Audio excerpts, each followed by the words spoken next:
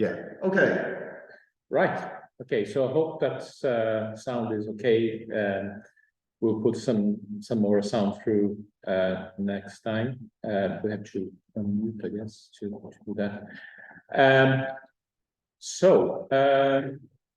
We'd like to talk about Aurora-Lattice, which is a project that has been going on for maybe a year or so, or a year, 2 years. Yeah, it was a setback. 2 years. It was around 2 years. We started back in 2021, I think, looking at this. These are the topics we're going to be talking about. We start with a bit of context, talk about prior work, talk about the Aurora part of the project, which will explore how this is set up, give you an example.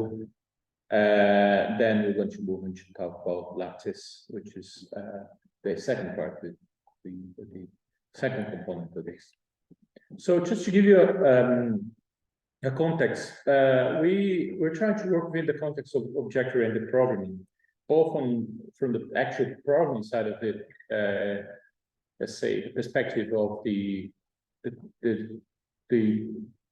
coding, like the language coding, but also from the perspective of building plugins from an object-oriented perspective. So it's something that's very fundamental to music computing, and it goes back all the way to 1961 with Music 3.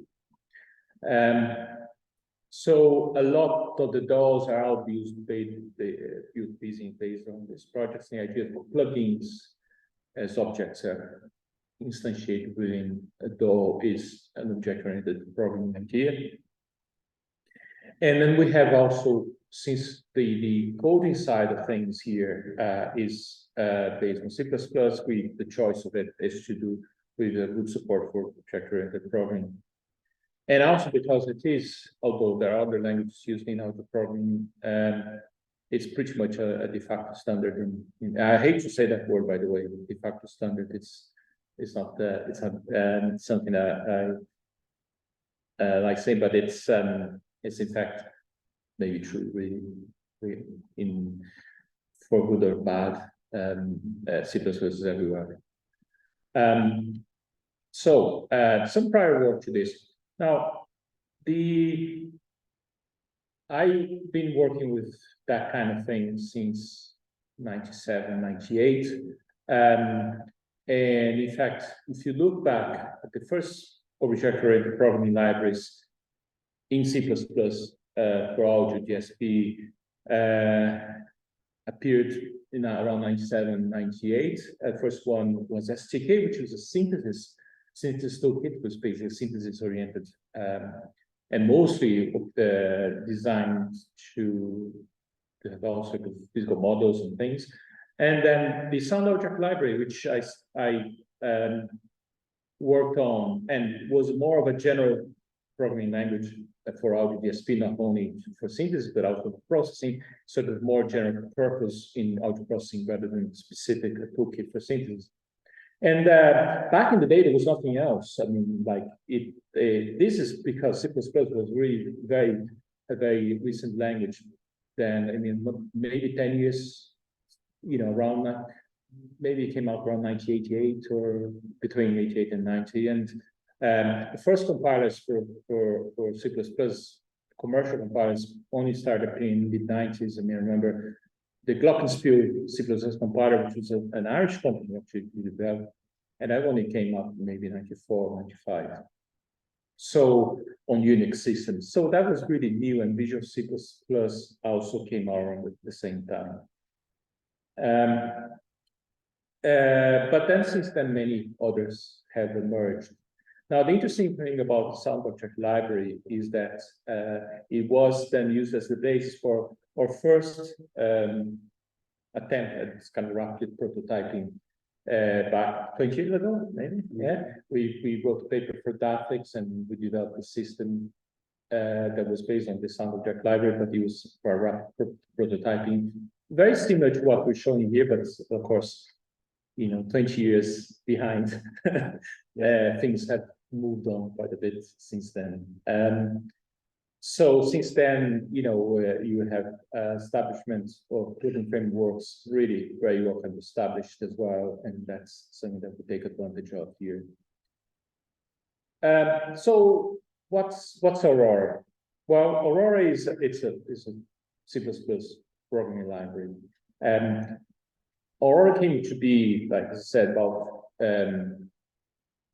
I started working maybe November, December 2021, because Rory came with this idea saying, oh, well, I'd like to do this, go back to that, prototyping we did back in early 2000s, like in 2004, I think it was. Yeah. Can I use, with this library that you have, called you be useful for this? I said, well, it would be useful then, because I had done the sound object library was very much like the first version, using the first versions of C++, and that really became very old by 2010, so on. And so that project was finished by then, and then later on the decade, 2017, I think, I worked back on a new library using modern C++, and that was very asked if it was good to use that. I thought, well, it's a good idea, but maybe we can do better for this particular project. So the idea was then to design a lightweight and minimal library. So something that could, would be very specific for this. It'd be very light to include in programs and so on, very easy to do. And it to be something that would be header only. So in C++, we can have code that's written only in headers. So it means that you don't really need to do anything but include those headers in your program, and you're good. So it makes it really, really light, very certain, very easy to integrate with any systems. And something that would also use a lot of generic programming, and then it'd be simple to deploy. Now, we have used that for the design this for the project, we use it for this, but then the libraries out there to be used for other things. And there's a paper here on Saturday where Aurora is used within a different context, within the context of bare metal programming, where you actually program for like a chip, nothing more, no operating system, nothing. So that's proved to be useful for those things as well. So these are this is the library. As you can see, there's not a lot. All those boxes are different types of objects that you can have. One feature of this, for instance, if you compare to other libraries, in particular, as I compare, for instance, to my own lite, is that there's only a few of those. Because this basically uses the idea of generic programming, that you can, all those things are really multi-purpose, and you can modify them to do several things. They're not only one purpose, so you can have only a few of these, and then you can shape them to do stuff that you need. So there's some like filters and stuff, but that's only one, and you can only one type of filter that you can then shape to any type of filter that you want. So only one box you can make several types of filters and so on.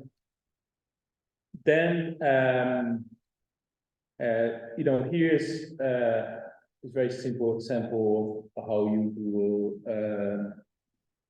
an operator for FM, so that you can combine together. So it's very, very small bit of code that will do an operator, and that can be a header file, for instance, and that can be included to in a project like we do with Lattice. So in Lattice, then, so Lattice is the kind of the front end for rapidly developing plugins, I guess.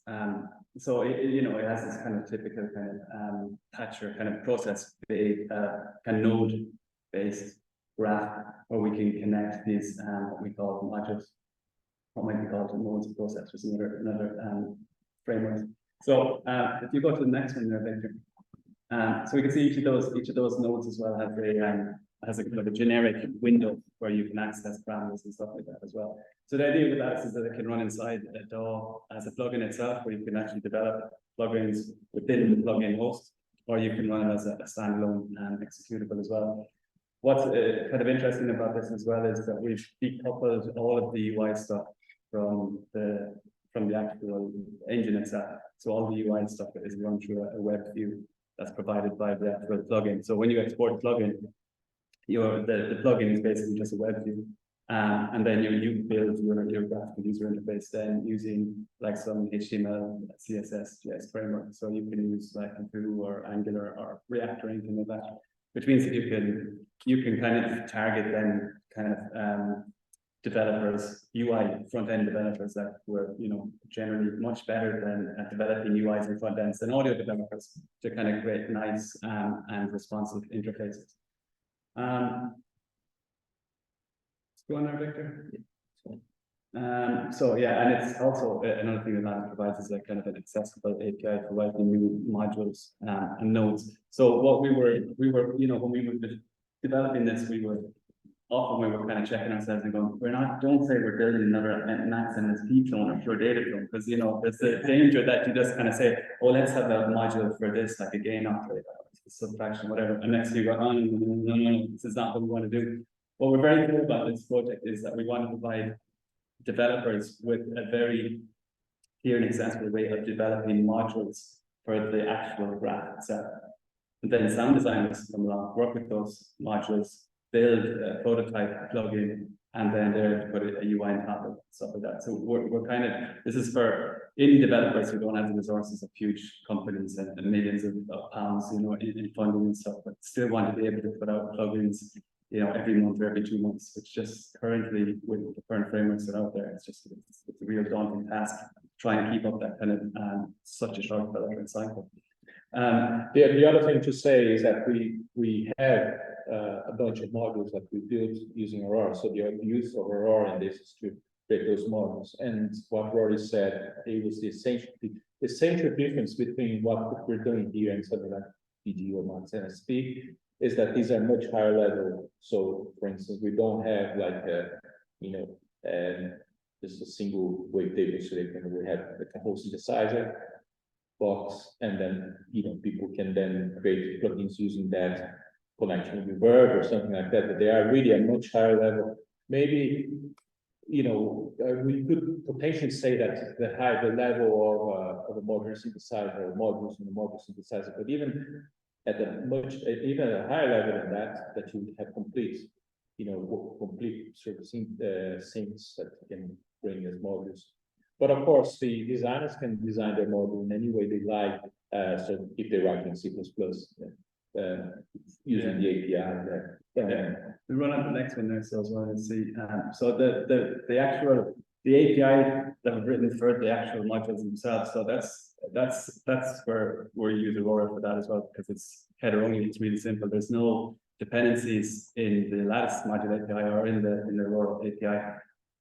Which means it's very quick and simple to build, kind of fairly, high-end, kind of high-level processing modules as well. So we go on to the next one there, Victor. So yeah, this is modules not unigeneric, so we want to discourage people from building tiny little nodes that are going to, add or subtract or invert a phase or something like that. This is an example with this is an example for a stereo chorus module that would sit inside the graph. So we've got, you create parameters. Every one of these parameters shows up as a generic slider when you double click on the node in the graph. I don't know if you can actually scroll down, but you'll also see there's one for create channels, et cetera, and there's a processing thing in the end. I'm not sure why it's not showing it properly there. But anyway, the point of showing this code, you can go to the next one, Victor. Is that it's very straightforward and simple to build a processor like this.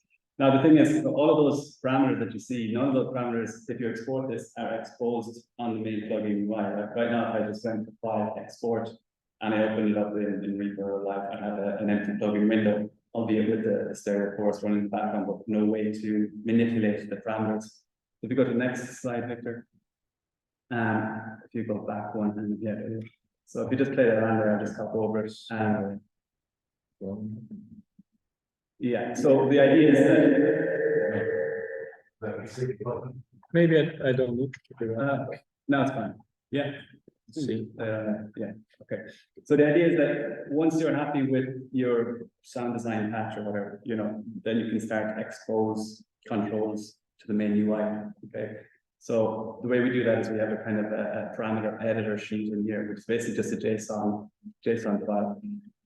So we can once we have the parameter that we want to expose, we can open up the properties editor. And then, so this is just JSON properties. So we have the plugin parameters here. So we can add a type of plugin UI. This is kind of widget agnostic, right? So this one is a range one. It's just going to send a range of values between X and Y. This is, if you like, each of these are going to be kind of macro controllers that are going to be what the user is going to see in the plugin end, right? And then, so down here, they've got the node parameters. So the node parameters, you see once I get into this, and all of these will auto-populate as well. So kind of we're updating this kind of properties here as well. So we can quickly call up any of the parameters that we want. So we can attach the microcontroller to any number of node parameters within the graph as well. And then when the end user moves its slider in the main plugin UI, it could be triggering the movement of 20 different sliders there. So this is the generic user interface that's kind of created by default. But obviously most people want to move away from that. Once they've got their plugin designed, and it's kind of they've got the sound sorted out. So we can add in, like I said, any number of macro controllers to control any number of internal node parameters as well. The other thing is that it's not clear from this, but with any of the parameters that you see on this window here can also be exposed as automation parameters, and we can plug signal into those. You have internal modulation running within the plugin itself. So if you go to the next one there, Victor, just talk about, so if you want to move away from the kind of the generic kind of interface, we can go to kind of have something that's a little bit more complex. And this is a plugin that we're working on. You just play that there. I feel like I'm talking to the guy in the football studio. Can I just suggest before you do, Victor, maybe if what we do is I'll mute the mic when you're playing, and then I can set it up again when.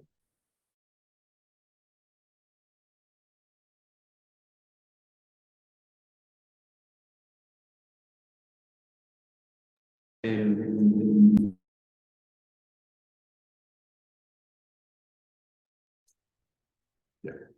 Okay. Yeah. So yeah, this is just a kind of a prototype. It's a kind of it's a rebirth kind of delay, so kind of delay lines and kind of repitching and stuff like that. So you can I talk over what it's playing? It's probably messy. We're just going to get the feedback. So okay. Well, basically, yeah, you can just leave it there, Victor. So you can see that there's properties here, right? So there's a couple of extra things in here. Like there's a bounds and there's on off text, all this kind of stuff. So what's interesting about the system is every time when you export the plugin is instantiated in the DAW. All this information is sent as a JSON object to the JavaScript engine, to Java, whatever is running the JavaScript stuff. So you can parse it any way you want. So for example, like there is no field called off text, but we just put one in there because we wanted to populate the button with an actual label, So when people are working with the system, this thing is completely open-ended. You can send it. So for example, we also just decided why not pass in the properties of where we want the buttons to be positioned and where we want the sliders to be positioned. Then the sound designer, could then determine what buttons are going to go. Now the voice is there. So you can play it out. That's a cute.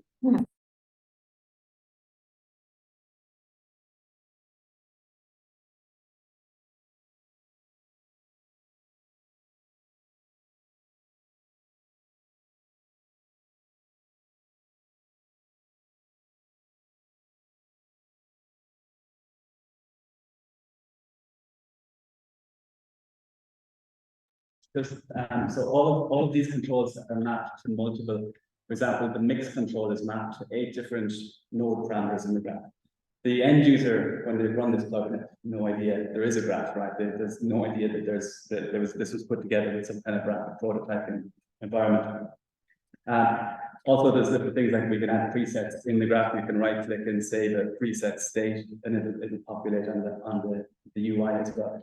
the main thing is that the UI can be anything at all. I'm using the Svelte, which is kind of like the new kid of the block in terms of JavaScript kind of frameworks. And the reason I'm using that is because when you build something with Svelte, it kind of cross-compiles everything down into really small package. You know, you're not getting all of the dependencies that you get with other node-based packages. But you could use React, you could use whatever you want. So that's, if you play that, there's a little bit of audio. I didn't design the sound of this, and I'm pretty sure that I'm not getting the most important version.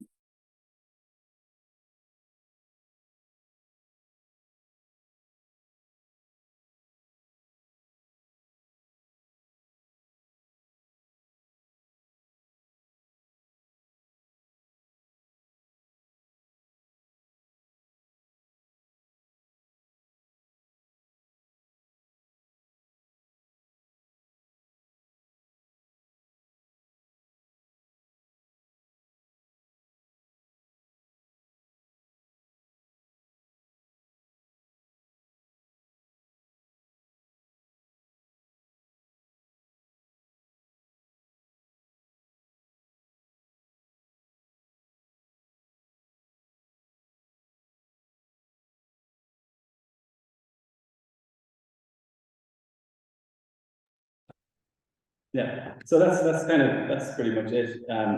Where we're at the moment is we are trying to put together a few more plugins. We're going to release those plugins for free, and we're going to get an idea of how well this works in the market. And the idea being that it'll be a free system. We're not going to charge for it. It's not open source. The Lattice module API is open source, and all the JavaScript stuff that I use to create that stuff, that's all open source as well. That's Aurora is open source, and Aurora is open source as well. So, but at the moment we're trying to make sure that we have the process of exporting as simple as possible, because it's not a simple process to build a generic plugin export. I know I've been trying to build one for 20 years, and it's because things like the company name are hard coded into the binary and all that kind of stuff. So you kind of either have to kind of hack it after the point and do some kind of binary modification, or you have to try and see if you can hack the VST sources so that you can do it before you export and stuff. And it's purposely making stuff difficult, so because otherwise everybody would be doing it. So that's where we're at. And that plugin is available from Pure Magnetic. It will be hopefully in a few weeks' time. Yeah. So Pure Magnetic is a company that's working with us. Yeah. So hopefully they're gonna help us bring this. Yeah. So it's going to be probably branded as a Pure Magnetic software in the future. But you'll start here first. Yes. So if anyone's got any questions.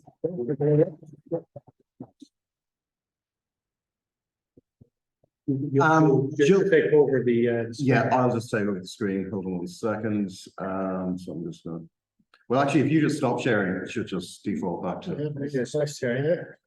hold on 1 second. Okay, give a second, Damián. You stay here because you might have to answer the questions. So hold on a second. I'll just stop it. I'm just wondering how we get it. Is it doing so? Oh, you can. Okay, we'll just switch back in so we can see people. Hopefully this will come up quickly. All the fun and games of the new century. Yeah, there we are. Okay, so we have a question from Damián. We're going to risk unmuting, and give us a moment, Damián. If it does turn out that we need to just do this by test, we will. But yeah, okay. Do you want to unmute and ask your question, please? Should I ask a question? Yeah, you're good. Okay, good. All right, this is very exciting, guys. It's really great stuff. I like it a lot. There are some issues which are not specific for this talk that you're giving, but I just wanted to comment that for us outside of Ireland, sometimes it's difficult to follow the talks because, well, audio and everything, microphones. So if in general, could people kind of slow down and try to speak very slowly, then it would help. Okay, so more specifically then, the difference between, I noticed that you, Rory, made a few comments on stressing that this is not UG, you're not working from unit generators. So could you elaborate a bit more on the design concept that's behind this proposal and how it differs from C sound, FOSS, and every other language that works from the idea of a unit generator? Okay, I think can you hear me? Okay. Yes, good. yes. So if you take C sound as a good example, because there is the experience of Cabbage, where you can do plugins with C sound in Cabbage. And so, but when you're making a plugin in Cabbage with C sound in Cabbage, you need to know C sound.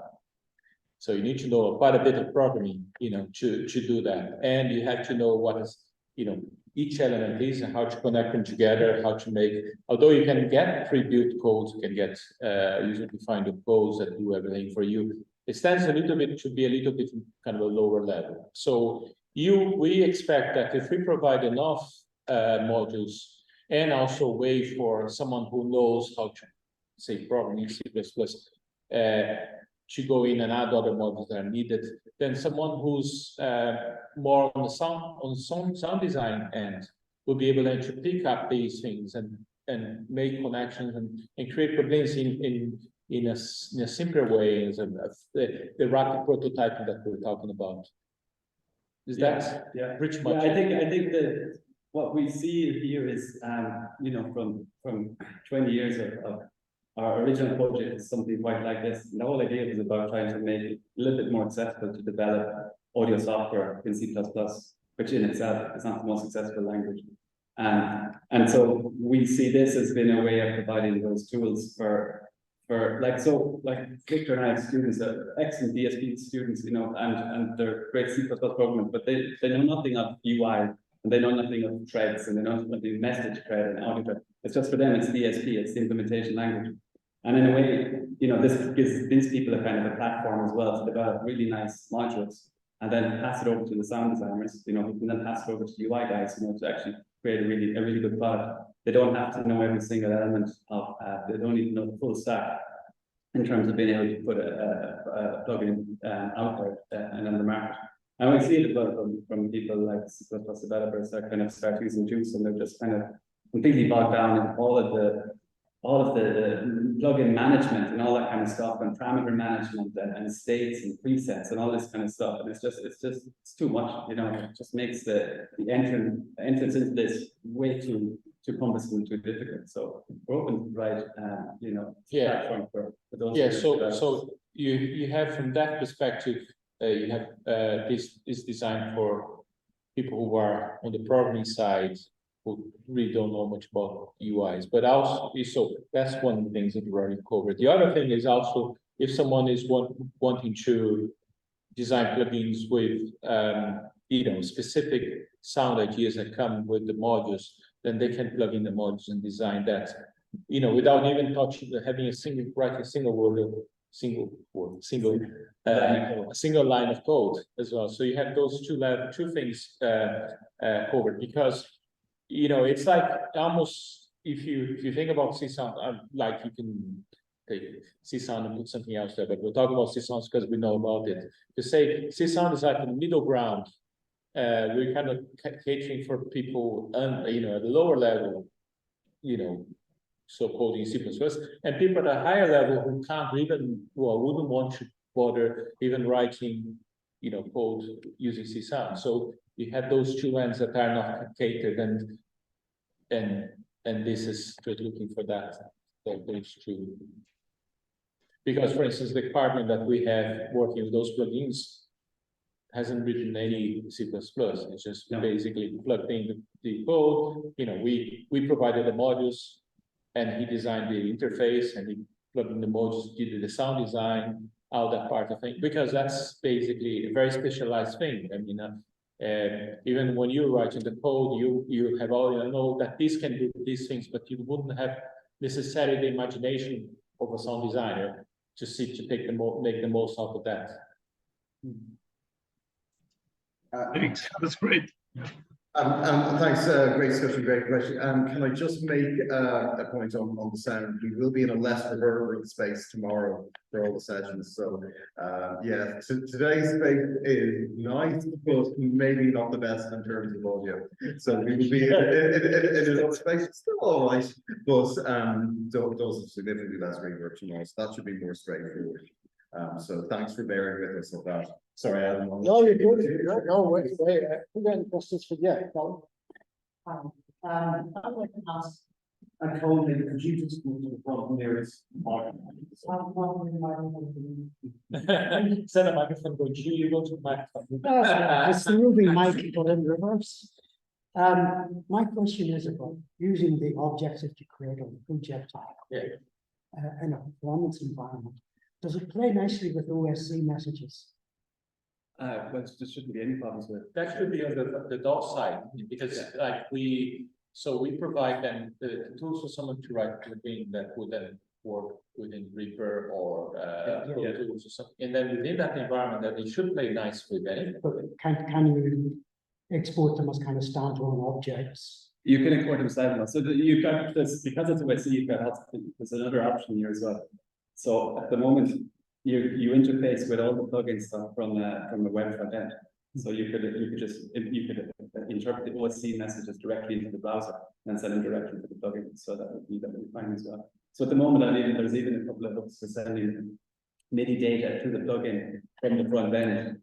It's kind of a bit of a disaster because the timing in JavaScript is pretty bad, but it's still a bit of fun to be able to trigger notes in the DAW from the plugin as well. But so the OSC, if you were looking at, you know, trying to target a very specific and unique kind of aspect of OSC, then the handiest thing would probably be just to use the OSC and use the OSC header files and just so that a module itself be built that have all the OSC. Yeah, I mean, I'm thinking in terms of making kind of interactive installations. If you could, it sounds like it's pretty cross-platform. Yeah. Oh yeah. But Yeah.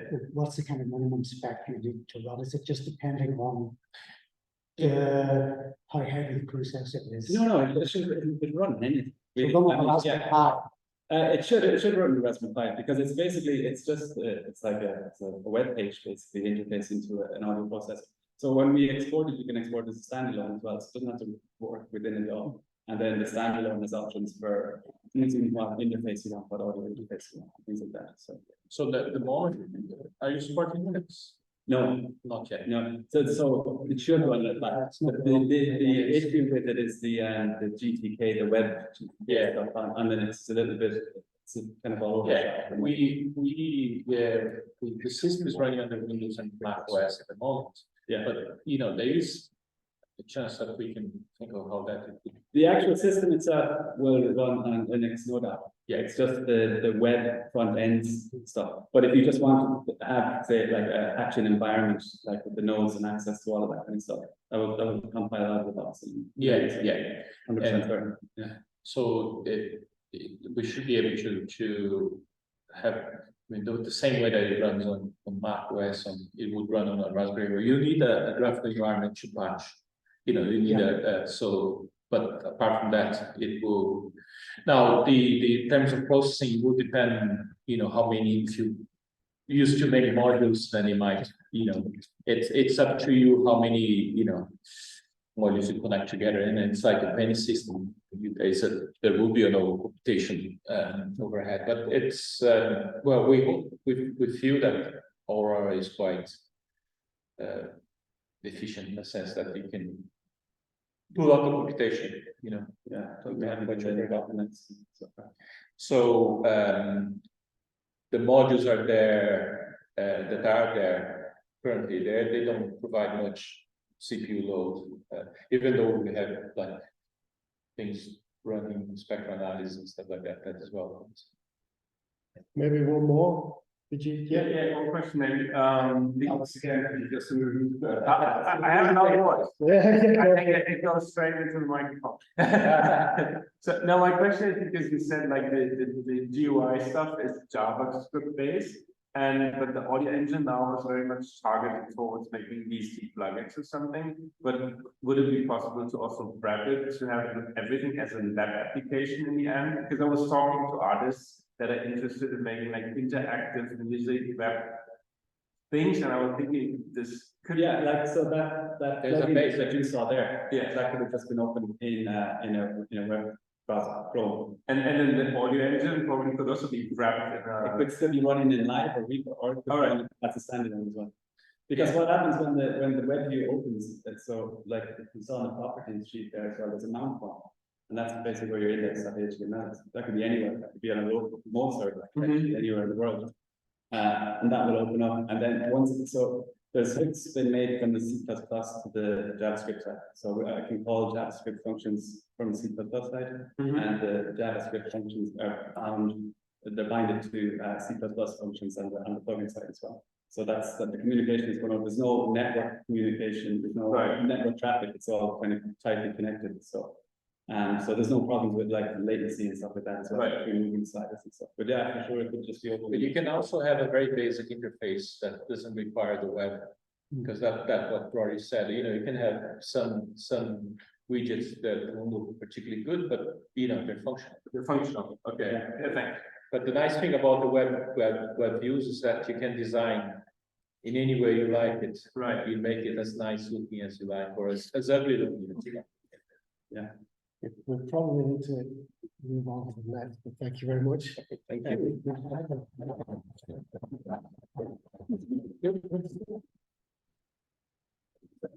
Do the introduction. I can absolutely do the introductions while we're setting up. Hopefully, segue. So we have the next paper from Alvaro Barbosa, Gerald, Estadieu, representing the paper along with Maynooth, Florence over Macau, China, and this is Radial string chimes, a behavioral driven tangible instrument derived from network music performance practices. And we should be live. We We should be live at the moment. The slideshow should be good. Yeah. Okay. Do you want to take the hot seat, please?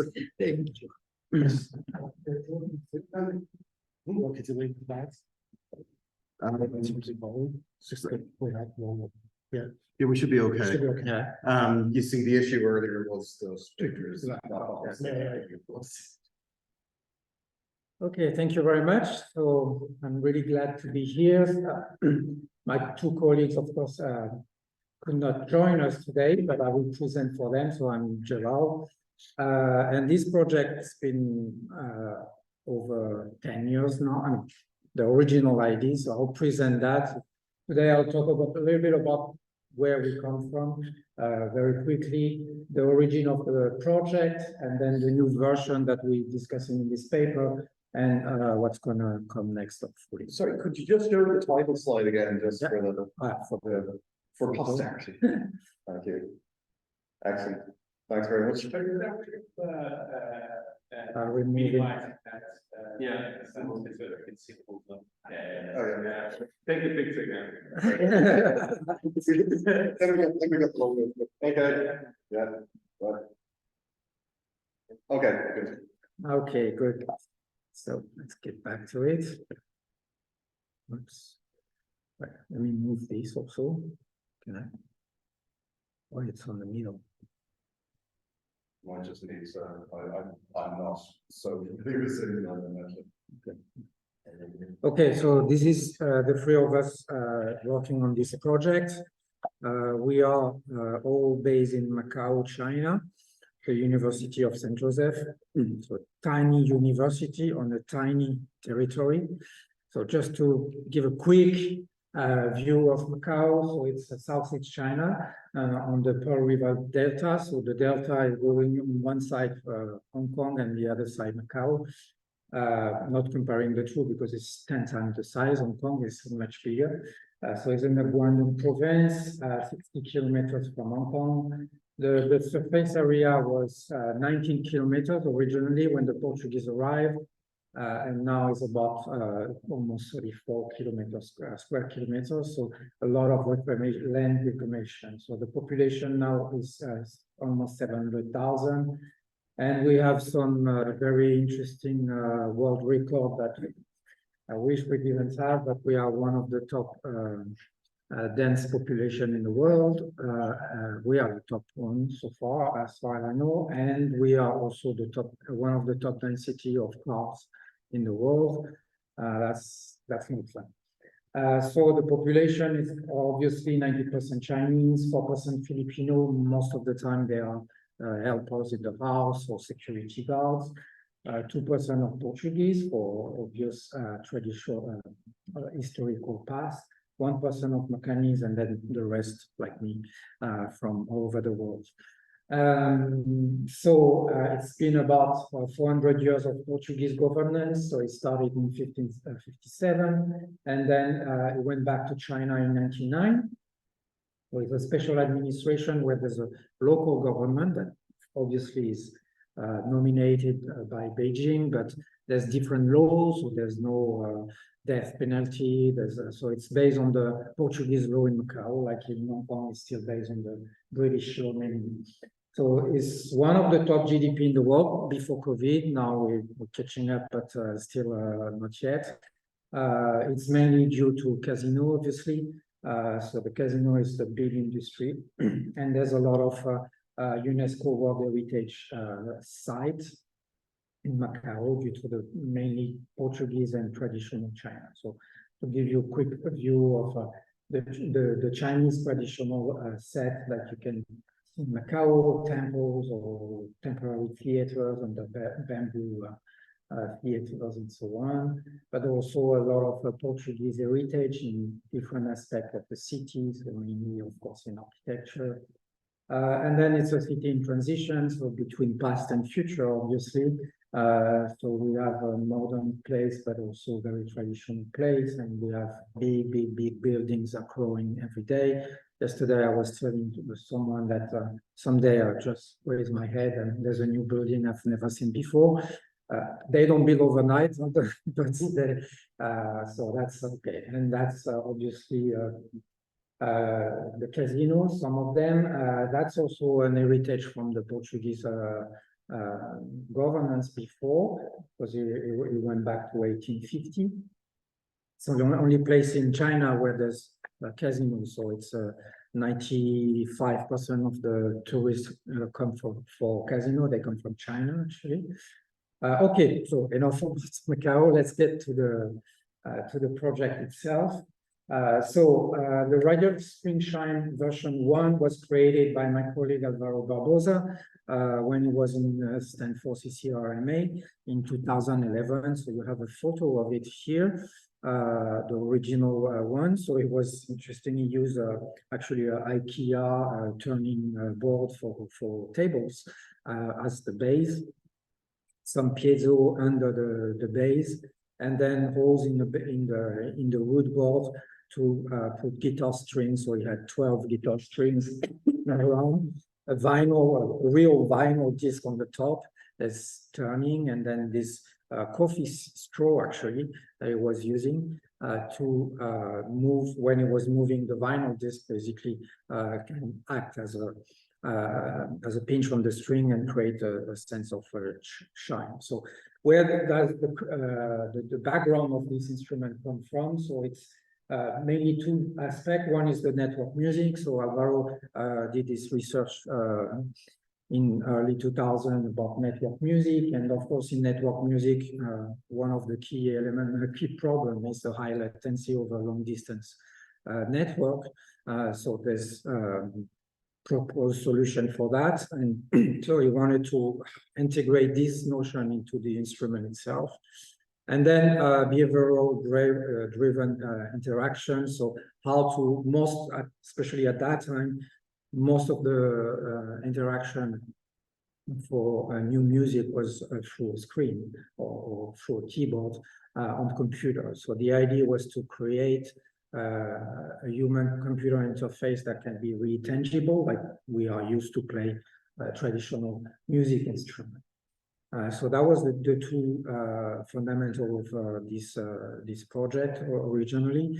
So he worked at that time on loose coupling interaction between the interaction and the performance. So make sure that there's no strong attack on the sound, so it can be delayed over time and still be readable. And then how the behavior change is not perceivable straight away. So it's going through algorithmic behind on the computer, so it can be again merged with the high latency that can happen.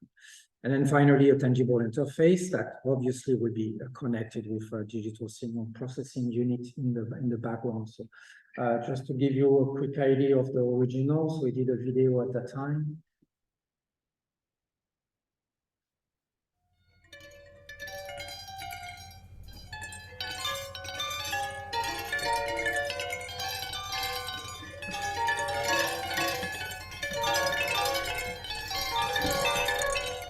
Radial string chimes is an interactive musical device triggered by motion applied to a spinning vinyl record.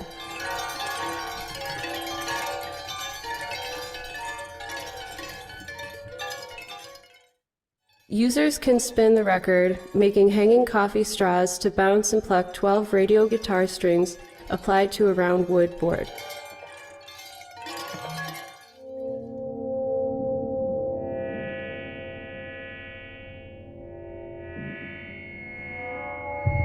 Strings can also be activated with an electromagnetic EBO.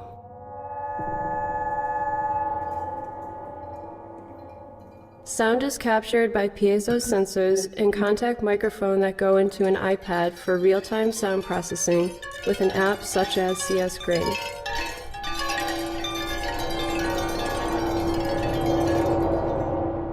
For non-cyclical sounds, users can activate the system with wind generators.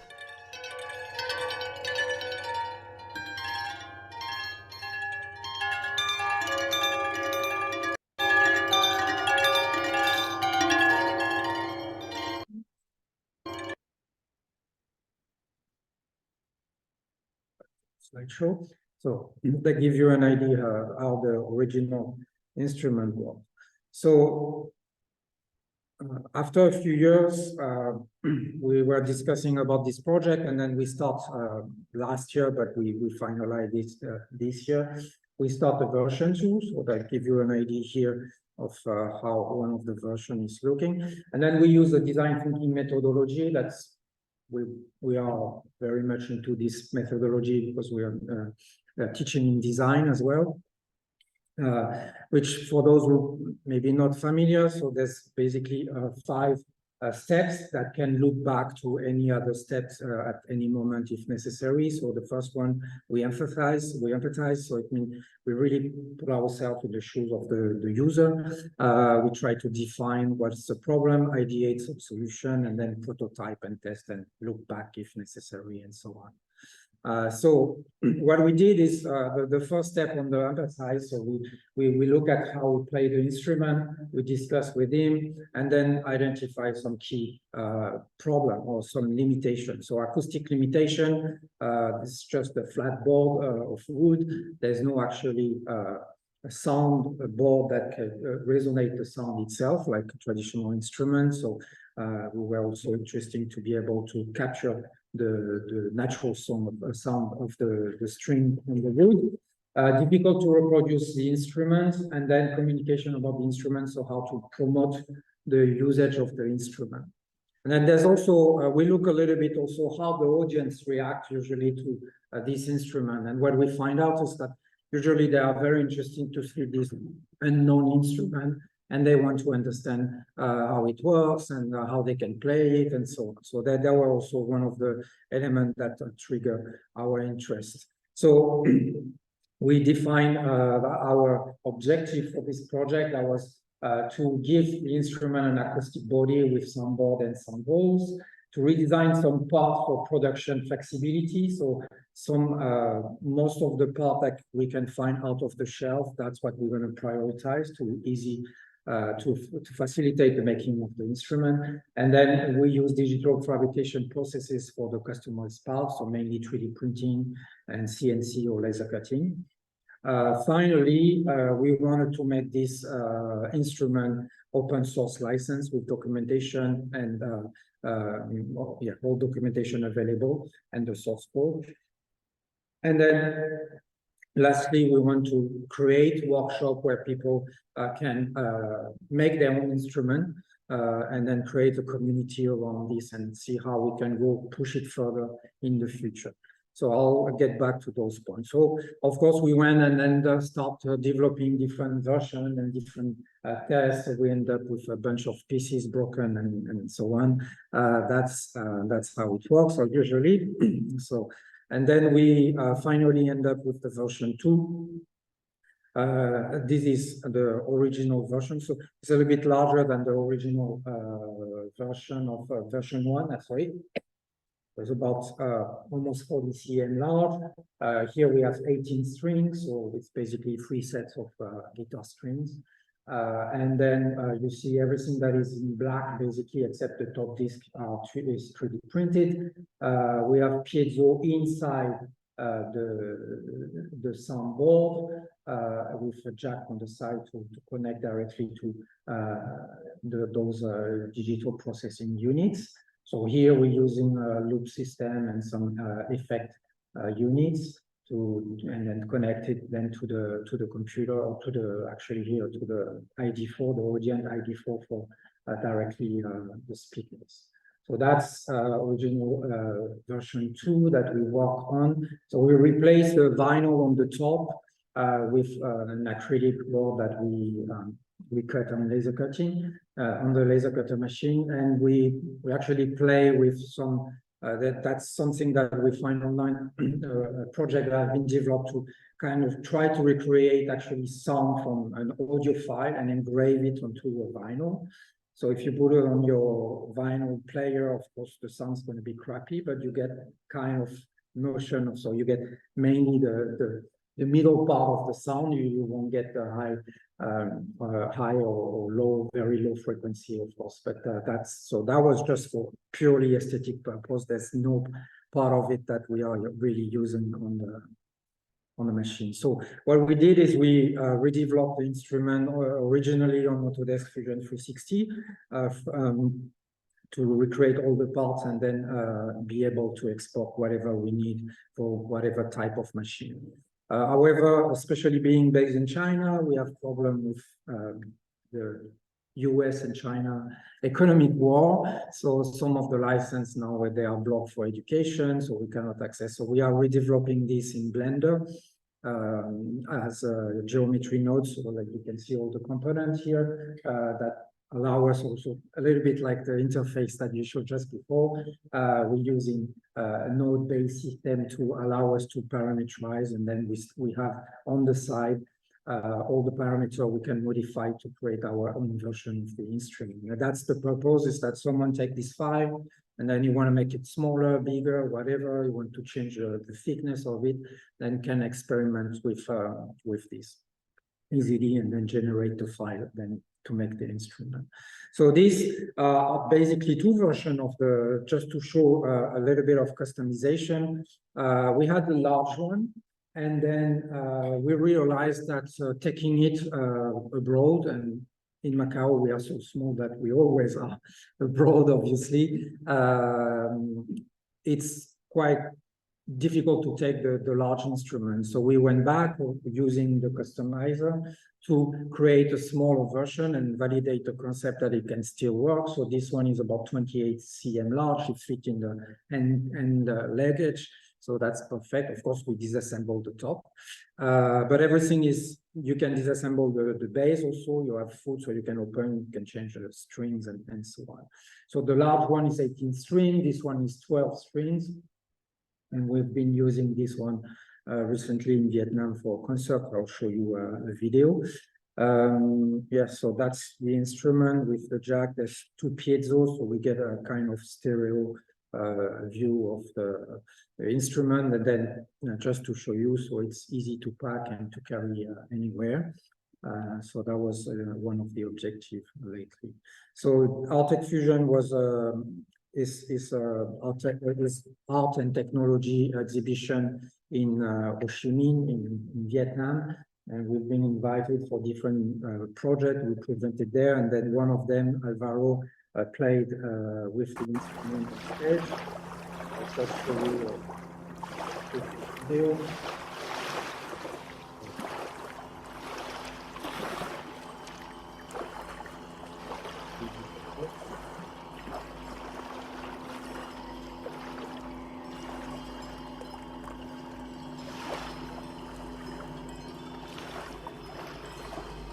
We had a clip video on the screen. On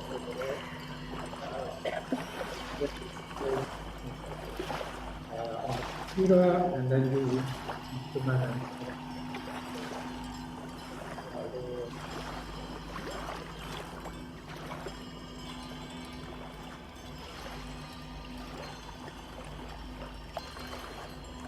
we're not using a fan anymore because the fan makes noise in microphones.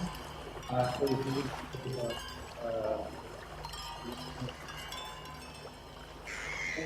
so we can actually create wave.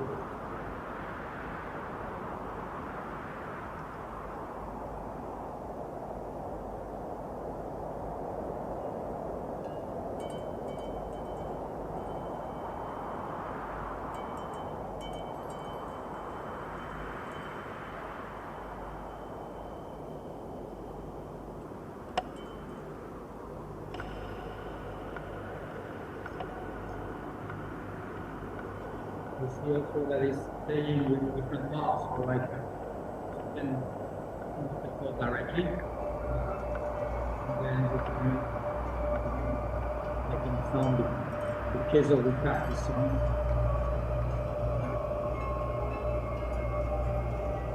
Use the lever also, basically.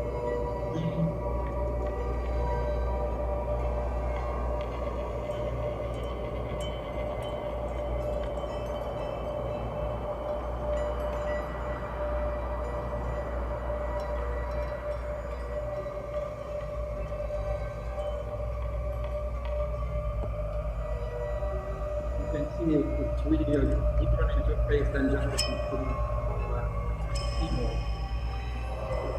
Of course, instead, it gives a different impression as an interface as well. So that's what is.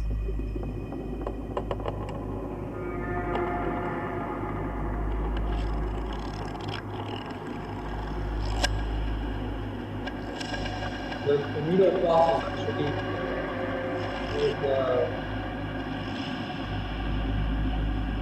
actually for putting GoPro camera or something like that. So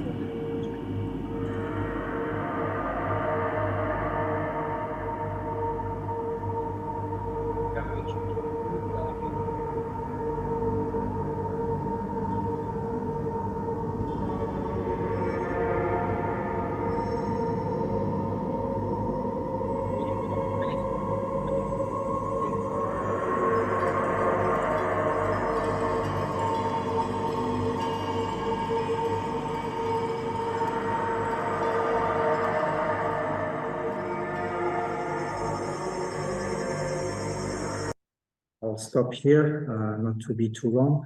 So quickly, future work. So we want to publish all the documentation online. So it's not yet online, but we will with all the open source file, and hopefully we can develop an easy customizer for people to customize the instrument for themselves. I mean, digital version. We want to study the relationship between the body size and the type of string we are using. We notice that when we make it smaller, of course, the strings are so short that some of them actually, they don't produce enough sound. They are too short in length. So we want to look at this, work on the wood. Here we use mainly plywood to go fast. But of course, a better wood would probably give us a better acoustic sound as well.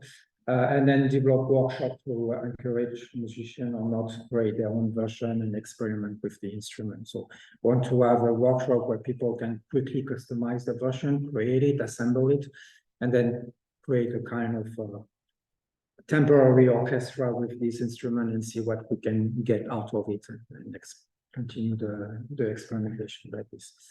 And I think that's it. So this is the version from these are just a photo from Stable Diffusion, so AI generator, where I just put the name of the instrument. It gave me a bunch of examples. I found them funny to show. One question on the chat. Hold on 1 second. Well, maybe, well, we do, any questions from the room? Everyone was kind of silly. How tight are the strings? Do they not have to be super, super tight when they're that short, no? Yeah, Yeah, because you're barely touching them, so to get a something, it's huge. actually, what we noticed is first we were 3D printing the stick that we just tap on it, and we noticed that using just a coffee straw, they are much lighter and thinner, and they were making enough sound to be picked by the kids. So it works very nicely with something very light, and that create this chime sound basically. But where I was really surprised is the work of we just have 2 piezo that we glue under the soundboard, and it really gets the sound pretty well. We didn't have any actually microphone around. It's just by the piezo. That's something we want to look at, is to see if we can have also microphone for the whole soundboard, because now we have acoustic soundboard, so that might give us also another type of sound from that. So you want Two questions. One is about the soundboard. If you don't have any cage, how loud is the sound? I mean, you can hear it when you're next to it, but you won't use it. I mean, if you are in a room like this over there, if it's quiet, you will hear it, but it's not very loud. No, I didn't measure it, but it's not very loud. So, how much difference does that for the relationship with the original?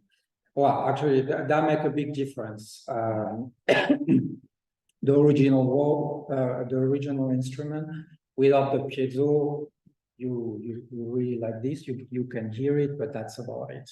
Around here, we will not hear it. So the sound really seems because we haven't studied the inside, and that would be really another type of topic. But that really gives the effect that we were looking at. The problem is the length of the strings, and of course we also vary the size of the whole sound, the sound body to see. So we haven't pushed as far as we want. We want to make a deeper one to see if we have a different type of sound coming out of this. So, because the resonance inside will be different. So yeah, that's all one question for future. Yeah. And So what was that? What the video you're showing? So if here is using not the infrared one, is the ultrasound. ultrasonic. Yeah, it's Next question is the same, I think. Is it ultrasonic array of speakers and this? Yeah. So he just glue them, power them, and then he create this. So that basically decide Yeah, and it avoid, because the fan on the original video, we could not hear the wind, but as soon as we have microphone around, we pick the wind of the noise of it. So this is actually more efficient. So Juan, I think that answers your text question there. It is an ultrasonic array of speakers and this. Yeah, I guess the sticks were magnetic. Yeah, maybe, yes. Yeah, that's a good point. Yeah. I can try that. Yeah. Colin, yeah. So the pitch. Maybe those stand back somehow. Yes, thank you. The pitch set that you use to tune the strings, is that just arbitrary? Yeah, that's because first it really depends on the size of the board. because we have to type the. I guess what I'm asking you is like, do you tune it specifically so you get some sympathetic vibration in all those strings when you're on his head? No, on the small one, I haven't got the chance to really use it. So when he did the concert Alvaro, I didn't see how he tuned it. On the larger one, we just pick one and basically keep because it's composed of 3 sets of the same guitar strings. Then we put 1 set and then a second set and a third set. So they're always going from the larger one to the thinner one, larger one, thinner one. And then we keep them definitely tuned together, all the same. So the same, normally it's, let's say it's an A on the guitar. So that's going to be whatever it is, we're going to pick that the tension is good enough for us. We'll tune it to the closest note we can get, and then we'll keep it all similar to that. So you can really play with the tuning. If it was possible to sort of tune them to just be pentatonic scales or that's probably possible. So one of the questions we have is want to try different type of strings, so maybe go further than just the guitar. So we're talking about, okay, let's look at the harp or maybe a classical strings from guitars. So that will give us a different sound for sure, and possibility to tune really much larger scale.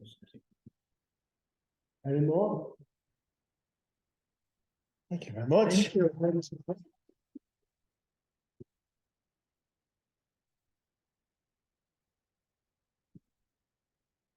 So, necessarily, yeah, you're Yeah. So our final, I just did my notes from him. Okay, yeah, that's fine. final paper then is toward light coding, designing the, Yeah. now I'll say this right, emugel. Yeah, it's like coding. Yes, designing the Amigo. emugel. Prototype to boost music computational thinking with Zheng from Maynooth University, presenting on behalf of myself, including Keller, Joseph Timoney, Victor Lazzarini, again, and Marcello Messina. So the videos you can set. Sorry, we're just finalizing stuff. So if you want to share the video clips, what you can do is basically. Yeah, you basically stop sharing first, and then you open these up in you open it with QuickTime, and then it should show QuickTime as one of the options in a moment. Let me just try that again. Yeah, you've got a QuickTime player there. So actually, do you know what? Yeah, I'll just open all of them in QuickTime, so you'll have them as windows. Sorry, folks. Normally, presenters in this space often like to present off their own machines, which is understandable. But we're having to do this where possible off my machine just because of the feedback issue. Otherwise, so then if we share screen, it should allow you to do. Oh, sorry, I think we might be missing one. Which have we got? Oh, I'm just going to open these again. Sorry. Let's get them all right.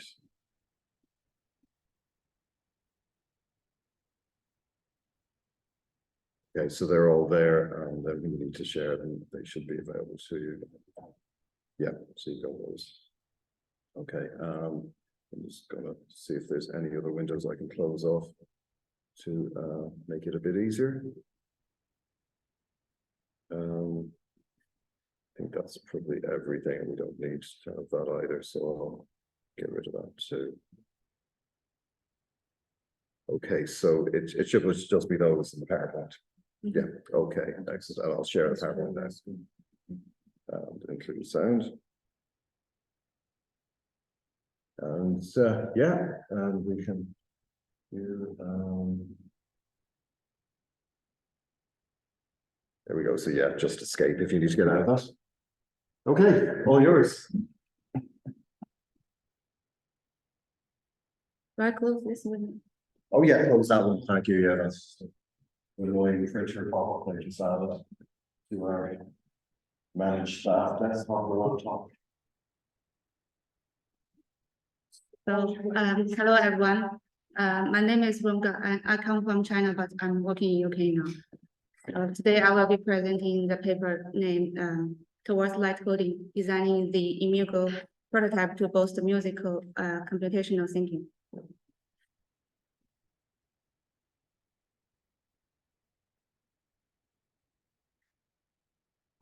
Sorry, are we in sharing that screen? You should be. Yeah, it's sharing. It's sharing. It's sharing. Yeah. So, Apologies. so first I want to do a little bit introduction to the light coding. So the light coding means it's an approach to the music programming that's tailored for the non-programmers. So in this way, it's not like the traditional music notation system, which exclude people based on their musical knowledge background.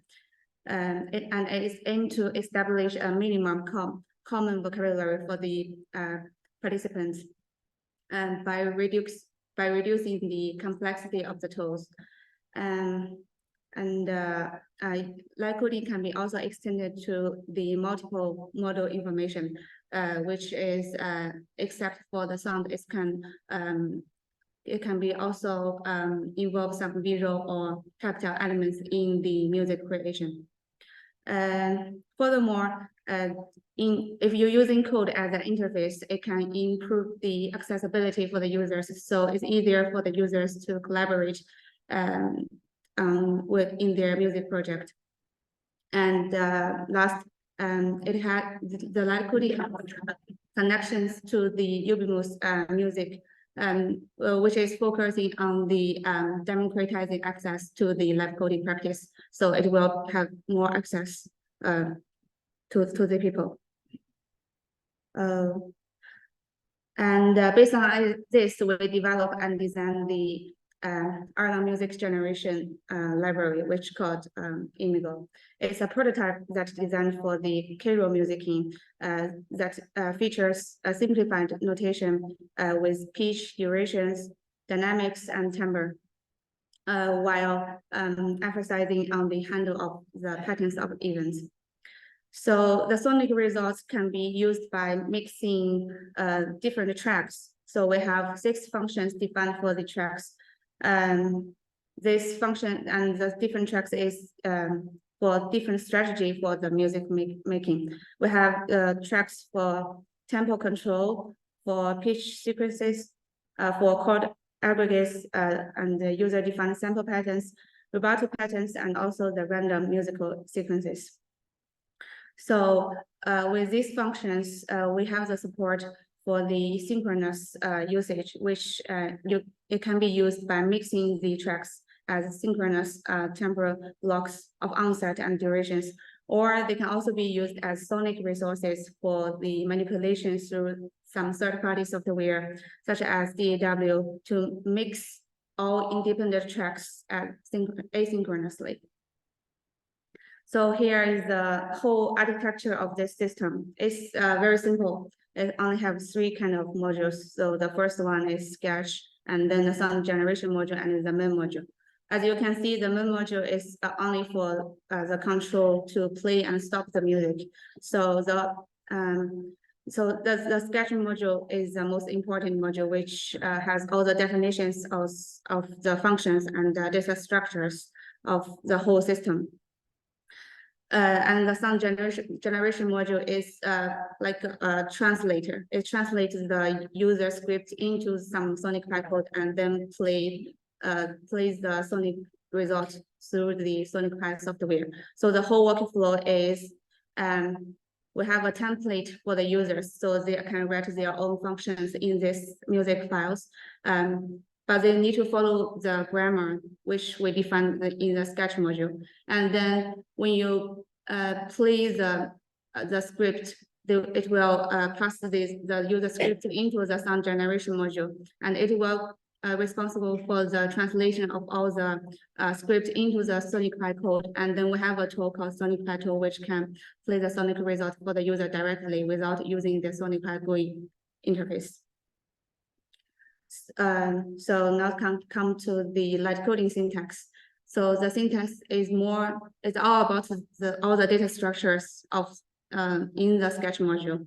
So the sketch, we define it as a sonic outcome in our system. And we have 6 callback functions that you can use in to define a sonic outcome. These are beats per minute, pitch-based track, chord play, sample pattern track, rubato pattern track, as well, and the truth play. So for each of these functions, it's made from all the basic data types below, but I will introduce the details in the later slides. So the first function in our system is about the beats per minute function. It's simply received on a non-negative integer. It's usually between 60 and 180. It controls the tempo of the periodic sequences. And I have an example to play for this function.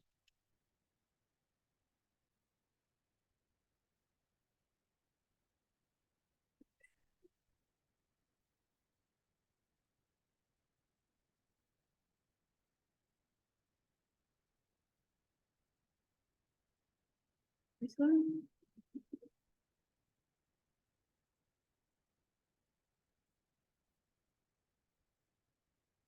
Oh, how can I see the video link? Because I need to. Maybe let's just open that again. That is the first one. Yeah. First. That's it. Can we share it? Yeah. If you stop share Not share. and share. Is that it then? I need to see the name. Yeah. Not gonna change, does it? Is that it? I Yeah. need to play. Okay.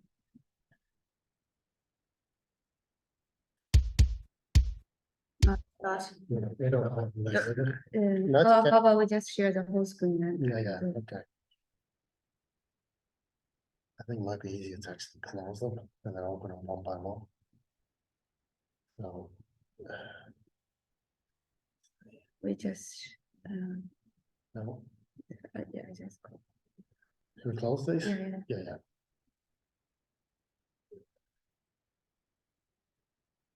Okay. No, we noticed that one. Yeah. Should be able to share that screen. Right. You go, yep. Oh, okay. It's okay. Sure. Okay. I'm sure you want to log into there. That's Yeah.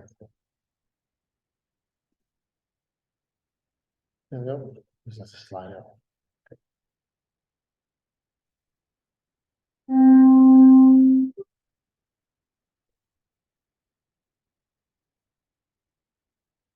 Yeah. Sorry. Back to the slides. Yep.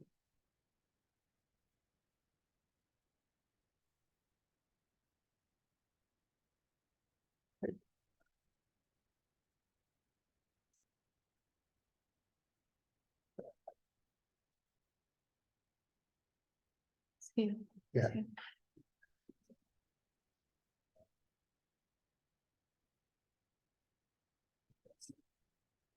Just from this slide. Yeah, from From here? from the current one.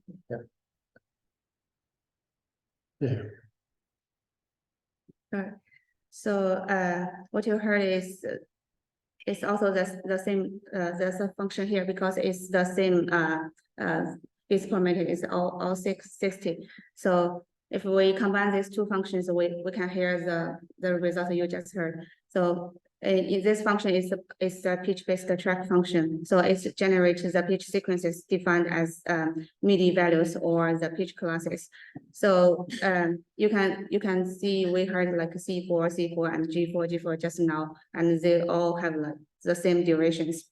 It's because in this kind of function, we allow you to define different parameters for your function. You can define the track name, the loop mode of this track, and also the whole duration time of this track, and also the delay. Delay is the on-site time for this track to be played, and the instrument you want to use for this track. Which one? In the previous video, the instrument is piano, as we define in our functions. And also it has the sound type, the effect type, and the envelope type. So the main parameter here is, first one is the mood parameter, which can allow you to define if this function if this track will be played repeatedly or non-repeatedly. So you can give it an autumn value of loop or non-loop. And for the delay, you can define this track will be played as no delay, or you can give it a positive false number. For the duration is the same as delay. You can just give it a number to define how long you want the track to be played, to be delayed. And the sound type, it represents the events that you can hear. So the sound type you can see is an array of the triples. So in each tuple, there is a pitch and there is also a duration. The duration will represent them as proportional notation. So if only one dash is like quarter beats, so 2 dash is 1 beat and 3 dash is 2 beats, this kind of things. So you don't need to write down like you don't need to write down the number. And the note, we have 3 ways to write down a note. So you can write down a MIDI number. You can also write the autumn to rest, which means there's no sound for this event. And you can also write down a pitch plus the number. So the number is octave. We have like a 1 to 10 octave. So you can define the octave and also the pitch you want to use for this note.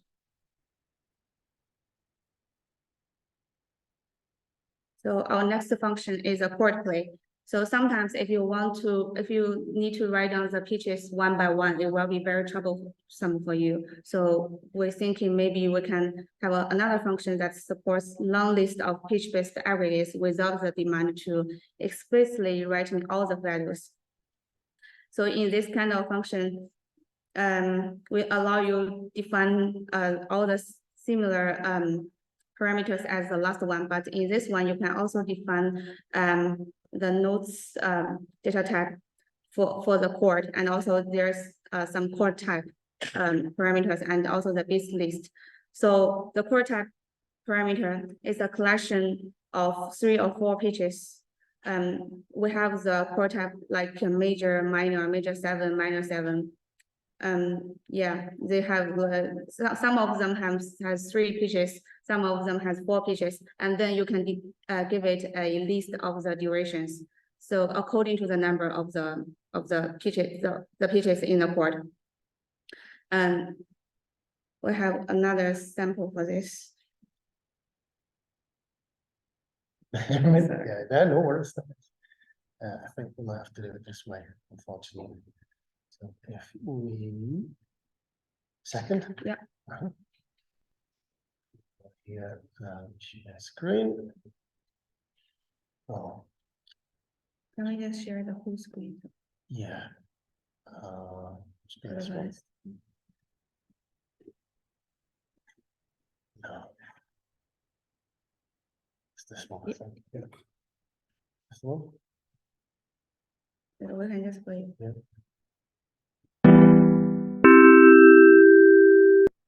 That's very loud. That's good. Yeah, yeah. Yeah, sure.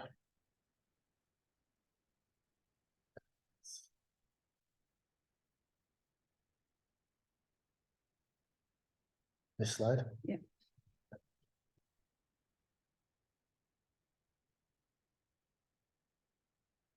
And the next function is a sample pattern. So instead of just play the notes using some instruments, you can also use the samples defined in the Sonic Pi. Because Sonic Pi is a software, they have a lot of samples like guitar and the drums, some kind, yeah, like this. So in this track, it can place a set of the samples according to a user-defined pattern.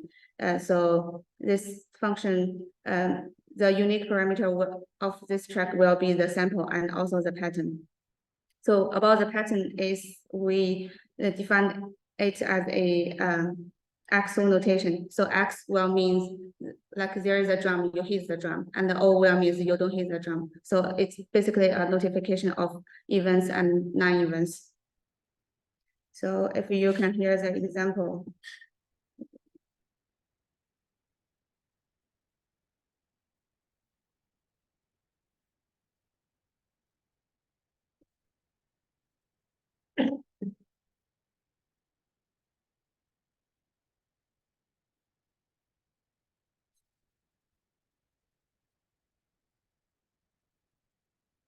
Yeah. Yeah.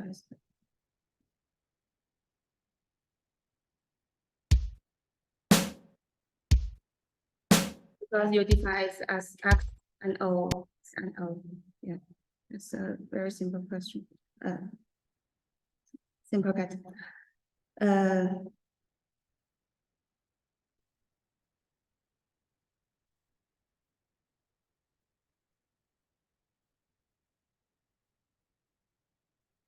And next, we also have the rubato pattern track, which generates the events whose durations change gradually according to an initial duration and end duration, and also an axle sequences defined by U, and also the proportional notation.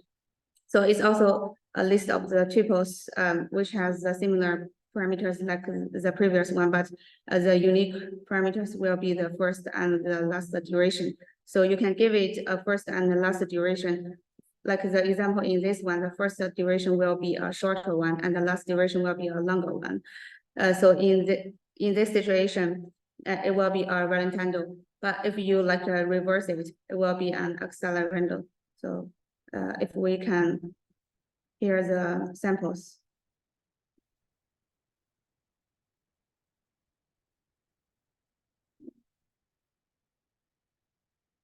Yeah.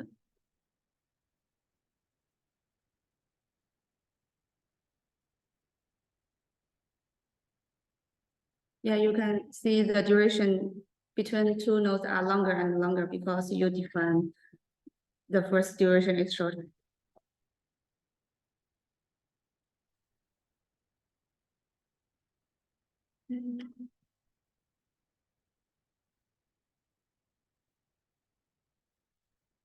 And the last function is the truth play.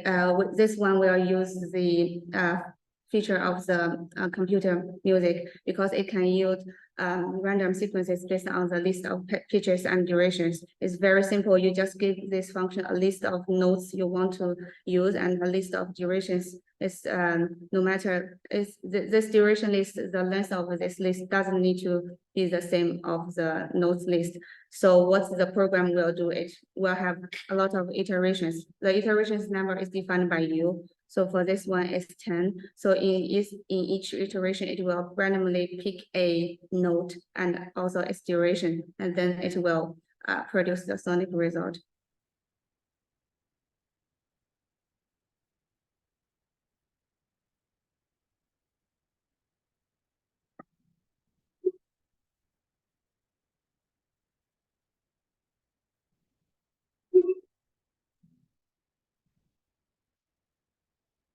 Yeah, you can see it's just a random sequences which we define in the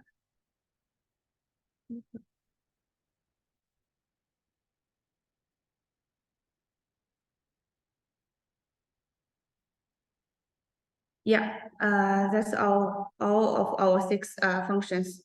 So we also did a preliminary study for our library. We have some participants which are lay users and also some musicians.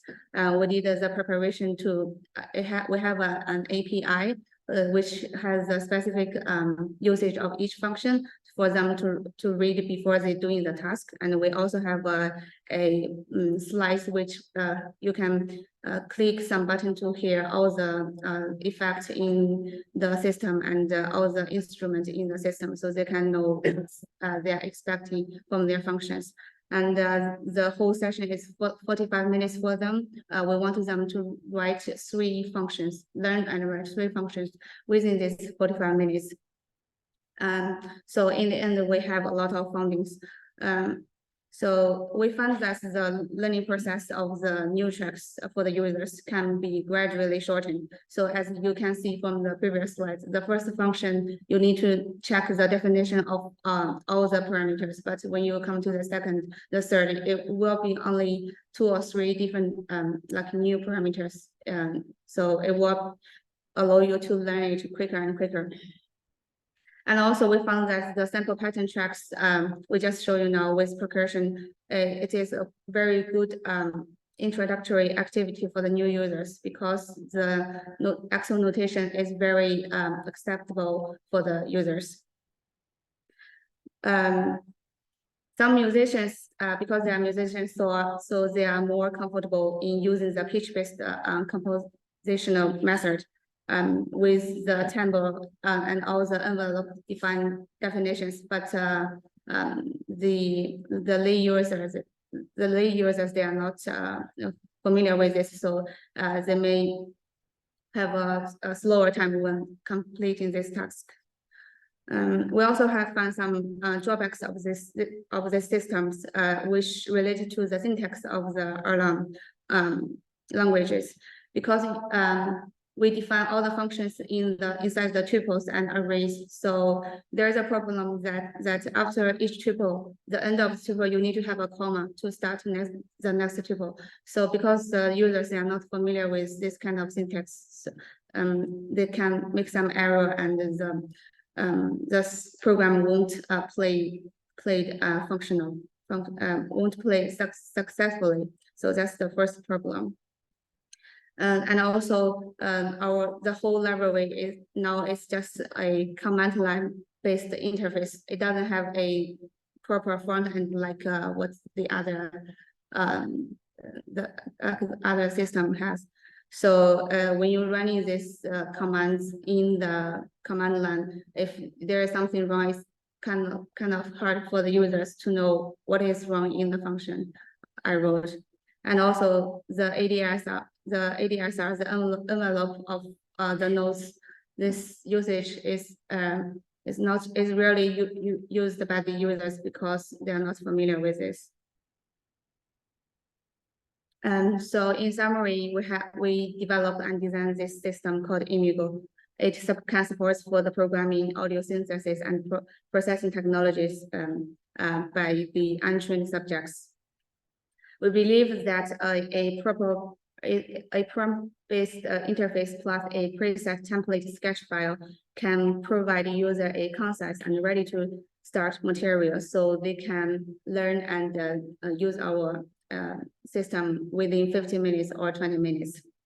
But while we have some success in the axle notation for the users, in which they can learn it and grasp it very quickly, but we still have some errors that we need to address in the future. So the type A error is more based on the Erlang specific requirements, which I just explained to you. Is about the syntax of Erlang. So we want to address this in the future by providing them a clear audiovisual instructions or a proper front-end thing maybe. And the type B errors is about the approach refinement. The envelope thing, the ADSR for the nodes is not used by the most of the new users. And also the pitches you can define it as a number, and also the pitch. This thing is also if some user come from like a non-musical background, they maybe find it hard to use the note like this way. So we expected to find some simpler representations for them in the future. Yeah. That's all. Thank you. Okay.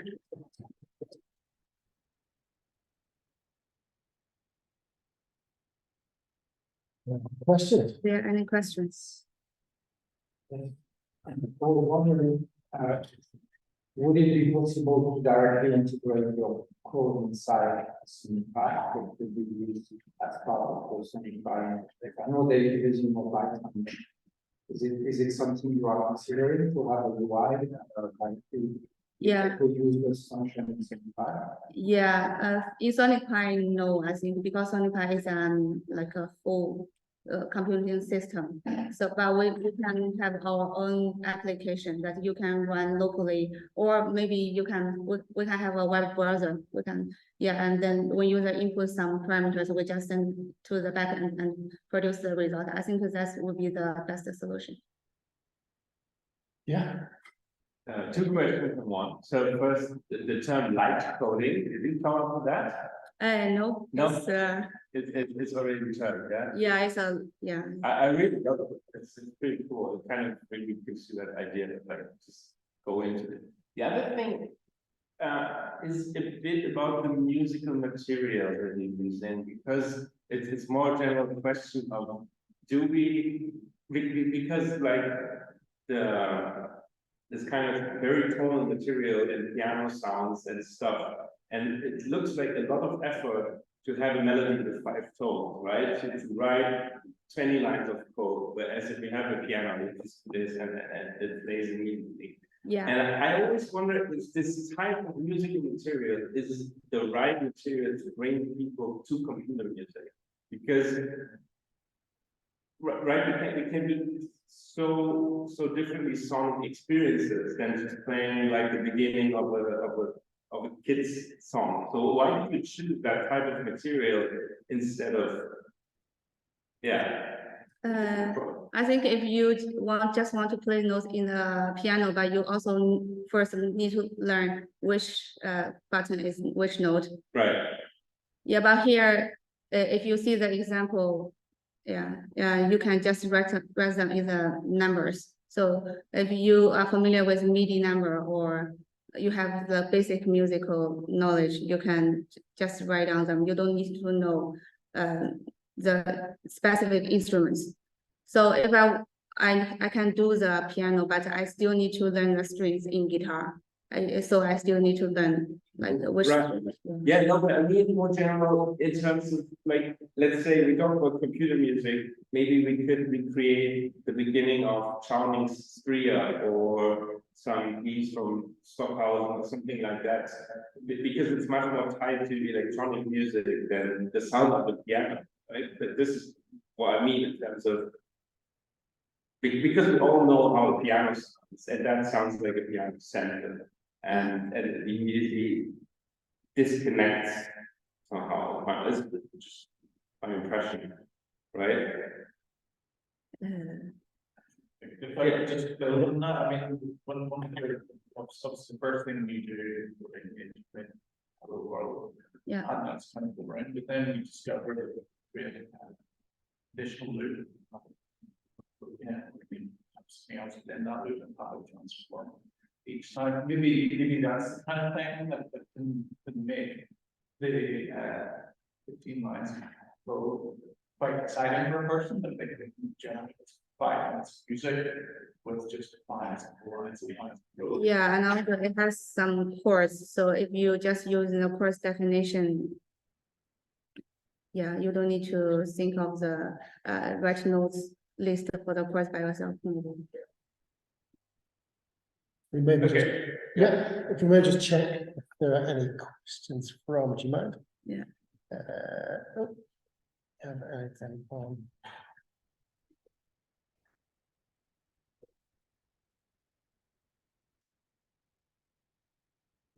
Nothing new, I think.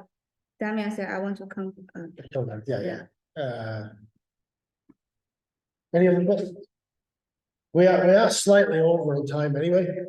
So it's probably a good time for Yeah, have a break. a break. So many thanks to all our presenters and to those joining us remotely. we'll leave the session there. The next event is down in the Northwest Regional College, which is, you've got bags of time, because it's not till 5. Aaron, I'm looking at you, I don't know why. Just assume you're going to tell me. We've got bags of time anyway, let me just, yeah, we've got, not until, yeah, 5, yeah, so there may even be some coffee, which, you have yourself. Because that's what we get it, yeah, you basically, if you walk out where there's little maps all over the campus anyway, but if you follow out here, when you come out of this building, and you walk down towards the 12 Arts building, which is just down the steps. Yeah. It's the one where all the building work is happening, so you should be able to see it. And you keep going where Lawrence Hillis, and you go towards town. The Northwest Regional College is the college next to us that has the big kind of over the road bridge, sort of sky bridge. And it's just there. But I can show you. Yeah, well, Yeah, Northwest is, it's actually, as I said, just keep walking toward. No, into town, just towards, you know, the music building.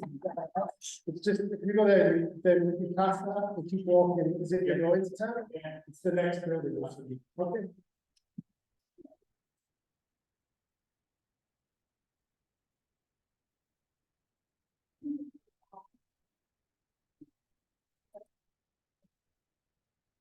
What am I? Oh.